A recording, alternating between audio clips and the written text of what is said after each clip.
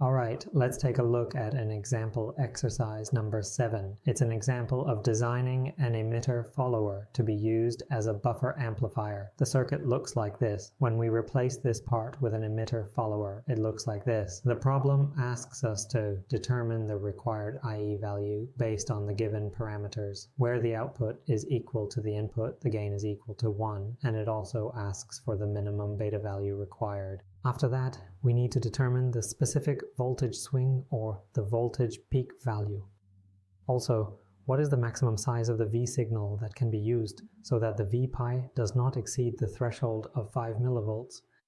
This is a critical step for our analysis. And if the V signal is equal to 200 millivolts, find the output signal when the R load changes from 2 kilo ohms to 0.5 kilo ohms. Let's look at the problem. The circuit provided has a V signal of 200 millivolts, 100, and an R sig of 1 kilo ohm. It can be drawn as an emitter follower circuit as follows. Alright, after that, in this problem, there is no small signal equivalent circuit provided. So let's sit down and do it. Actually, you can analyze this circuit like this, but initially, for the exercises, when we are not yet proficient, I would like us to draw the small signal equivalent circuit first. Since there is an R load connected to the emitter pin, we will use the T model. The T model is the small signal model we use here to represent the transistor and its emitter side behavior. I hope you all remember the T model by now, so let's try drawing it right here, step by step. First, we have what? V signal, and then the signal source right here. It is connected to the base pin, right? The base pin, okay. From the base pin, we show the path through the transistor model toward the emitter pin.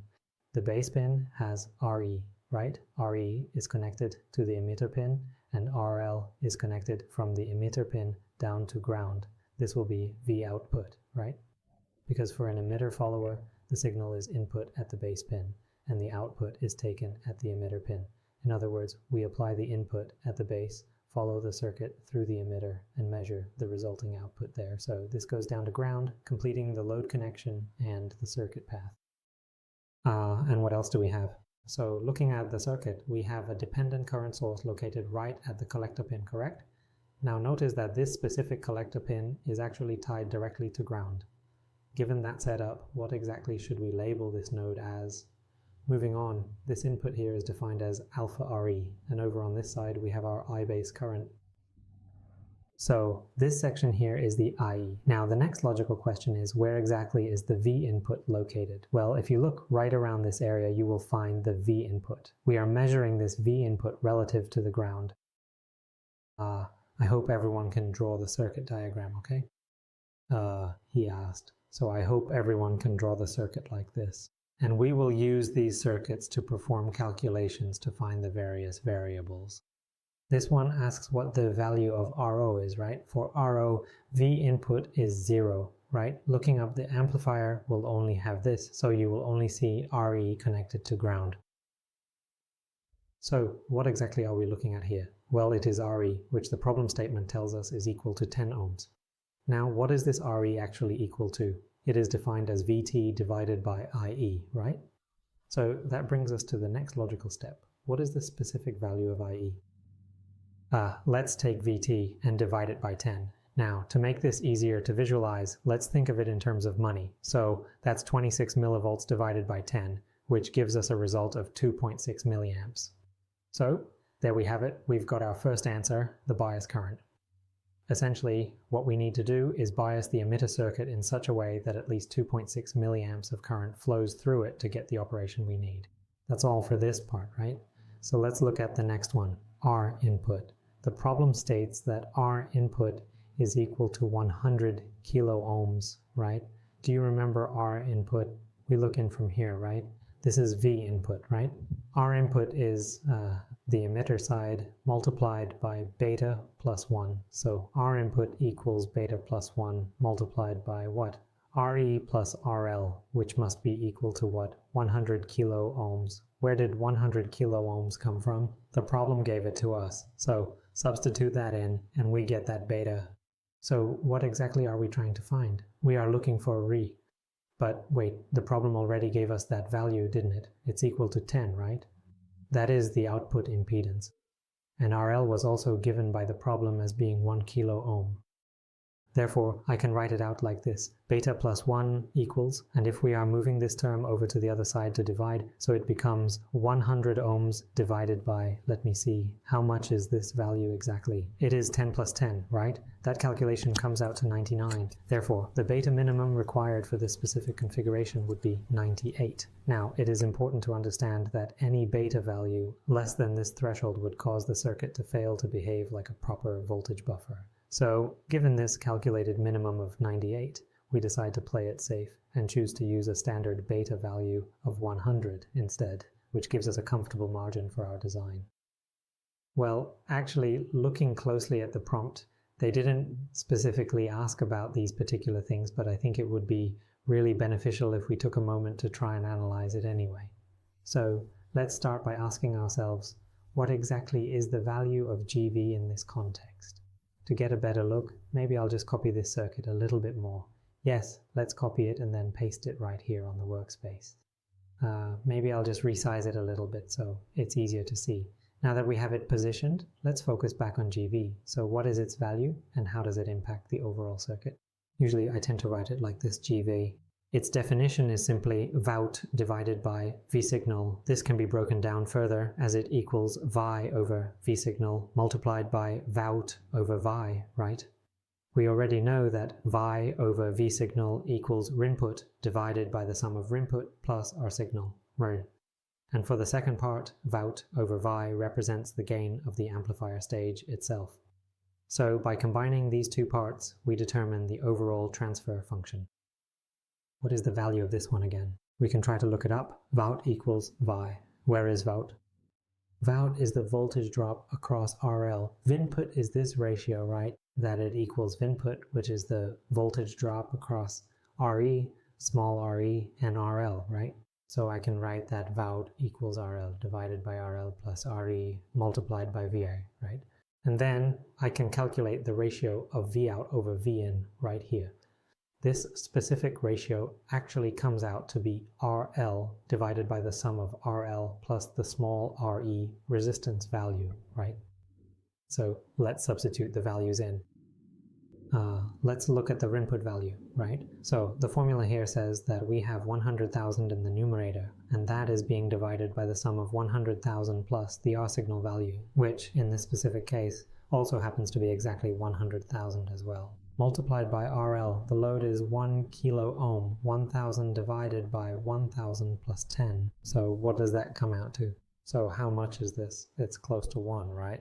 If you go ahead and try punching those numbers into your calculator, you should find that the result comes out to be approximately 0.5. Now, this specific value represents the gain of our circuit configuration, but we are not quite finished yet, so let us take a look at what the problem statement asks us to do next. The problem is actually asking us to determine the maximum possible magnitude of the input signal, which we are calling V signal, and we need to find this value such that it keeps the internal voltage, Vp, from exceeding a limit of 5 millivolts. Let's take a look at this. Here, we have already determined the overall gain. With V signal equal to 200 millivolts, the output will only be 100 millivolts. Given these specific conditions, what would the value of Vp be?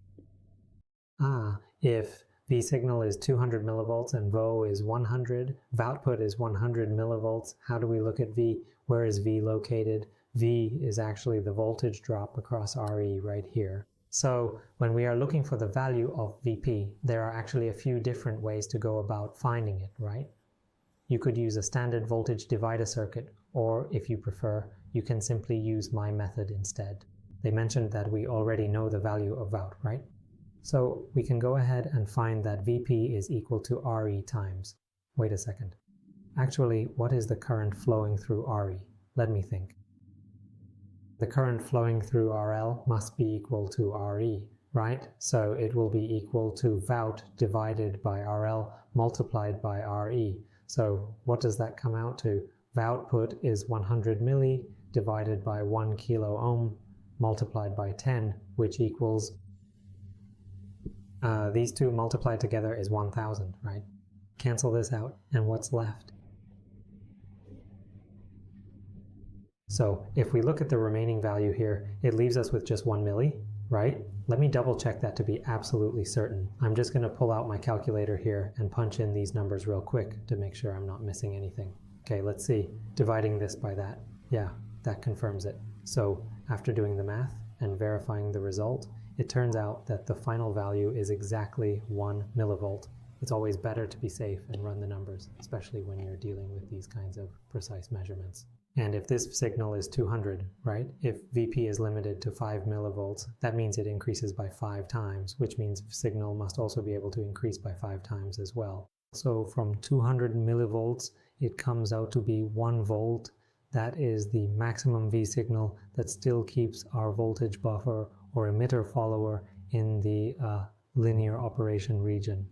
All right, let's continue to the final part, which says that at V signal of 200 millivolts, find Vout if RL changes from 2 kilo ohms to 0.5 kilo ohms. At first there was only 1 kilo ohm, right?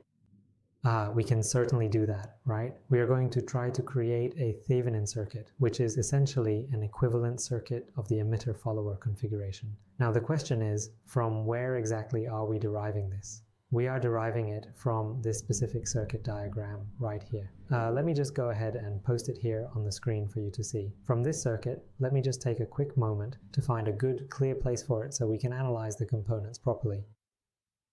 Let's go ahead and place it right here. From this specific point, we need to create the Thevenin equivalent circuit for which parts of the system?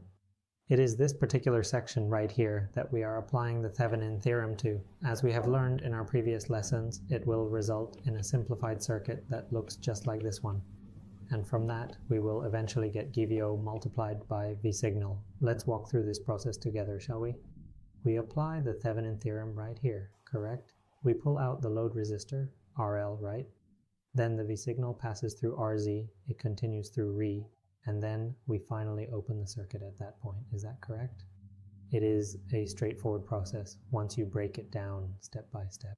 Therefore, Vout, which is V Thevenin, will be equal to V signal. So this is equal to 1. What about R output? The R output of Thevenin, don't forget this is R output. Thevenin written as OUT. So how do we look back into it? For Thevenin resistance, we have to cut, not exactly cut the circuit. We have to make the independent voltage source in the Thevenin circuit we're interested in equal to 0. So we get that it's equal to what? So this is equal to what, right? But don't forget, here, if we, how should I put it? This variable must be divided by beta plus 1, because we are looking into it from the load side now. Moving on, the resistance on the base side will also be effectively divided by the value of beta plus 1. So that means it will be plus the R signal, which is then divided by that same beta plus 1 factor. So let's take a moment to calculate that. What does that actually come out to in the end? We have 10 plus the R signal value of 100K, which is then divided by 101. It is a straightforward calculation once you break it down like that.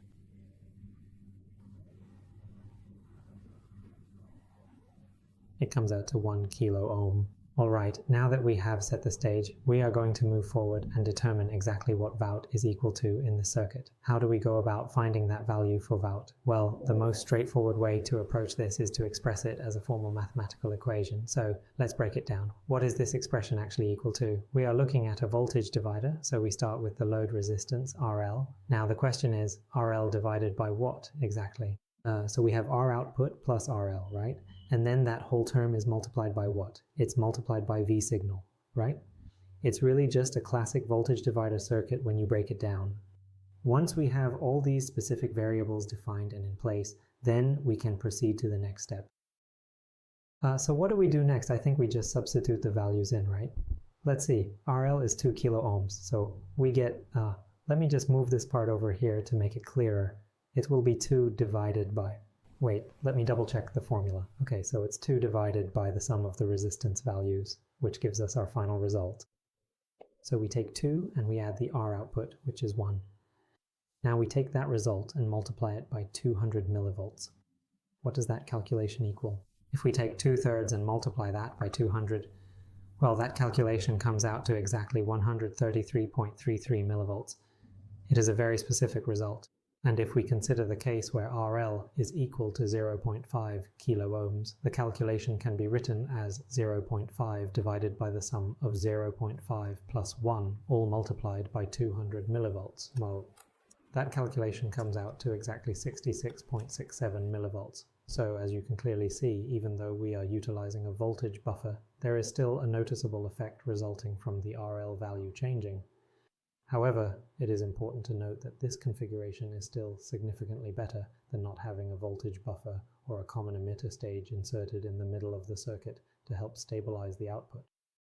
So you can see that with 1 kilo ohm, our V output is 100 millivolts. Changing it to 2 kilo ohms increases the value to 133 millivolts.